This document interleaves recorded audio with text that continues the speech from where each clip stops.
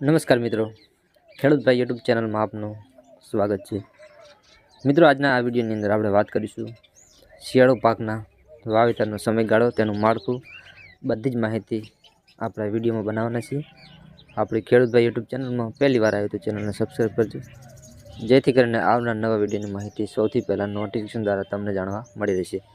તો મિત્રો, શિયાળુ પાકમાં આવતા વાવેતરને લઈને સમયગાળાની વાત કરીએ તો શિયાળુ પાકમાં કયા કયા પાકનો સમયગાળો અને કયા સમયગાળાની અંદર વાવેતર કરવું જેથી ઉત્પાદન વધારે મળે। તો સૌ પહેલાં ડુંગળીની વાત કરીએ તો ડુંગળીનું વાવેતર મિત્રો ઓગસ્ટથી નવેમ્બર મહિના સુધીમાં તમારે કરવાનું રહેશે, જેથી કરીને તમને વધારે ઉત્પાદન મળી રહે। ટામેટાની વાત કરીએ જો કે તે 12 માસમાં વાવેતર કરી શકાય છે। લસણ 25 ડિસેમ્બરથી 10 ઓક્ટોબર સુધી તમારે વાવેતર કરવાનું રહેશે, જેથી કરીને આવનાર સમયથી પહેલાં તેનું ઉત્પાદન વધારે મળી રહે। વરિયાળીની વાત કરીએ તો મિત્રો વરિયાળીનું વાવેતર 15 ઓક્ટોબરથી આસપાસ તમારે એનું વાવેતર કરવાનું રહેશે। બટાકા 15 નવેમ્બરથી આસપાસ એ પણ તમારે એનું વાવેતર કરવાનું રહેશે, તેનું પણ તમને સારું એવું ઉત્પાદન મળી રહે। યોગ્ય સમયમાં વાવેતર કરવું, જેથી કરીને તમને આવનાર સમયમાં મુશ્કેલી ન આવે। સૂર્યમુખીની વાત કરીએ તો તેનું વાવેતર ઓક્ટોબરથી નવેમ્બર સુધીમાં કરી દેવાનું રહેશે। રાયડો સપ્ટેમ્બરથી ઓક્ટોબરમાં। તમાકુની વાત કરીએ તો સપ્ટેમ્બરથી ઓક્ટોબર રોપણ નાખી દેવાની તમારે રહેશે। શેરડીની વાત કરીએ તો ઓક્ટોબરથી નવેમ્બરમાં।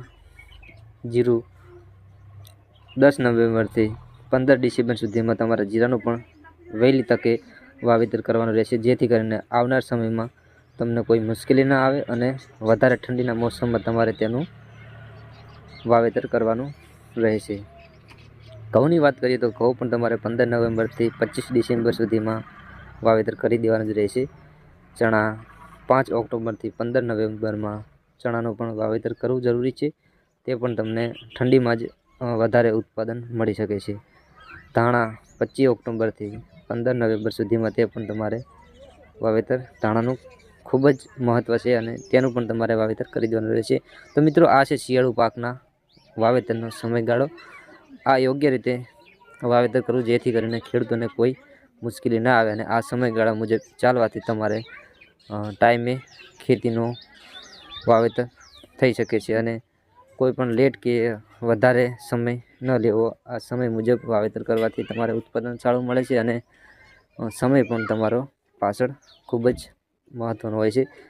તો આપણી ખેડૂત ભાઈ યુટ્યુબ ચેનલમાં પહેલી વાર હોય તો ચેનલને સબસ્ક્રાઈબ કરજો, જેથી કરીને આવનાર ખેતીના લગતા તમામ વિડીયોની માહિતી આપણી ખેડૂત ભાઈ યુટ્યુબ ચેનલ દ્વારા તમને જાણવા મળી રહેશે। અને વિડીયો સારો લાગે તો તમે તમારા મિત્રો સાથે શેર કરવાનું ભૂલતા નહીં। જય હિન્દ, વંદે માતરમ, જય જવાન જય કિસાન।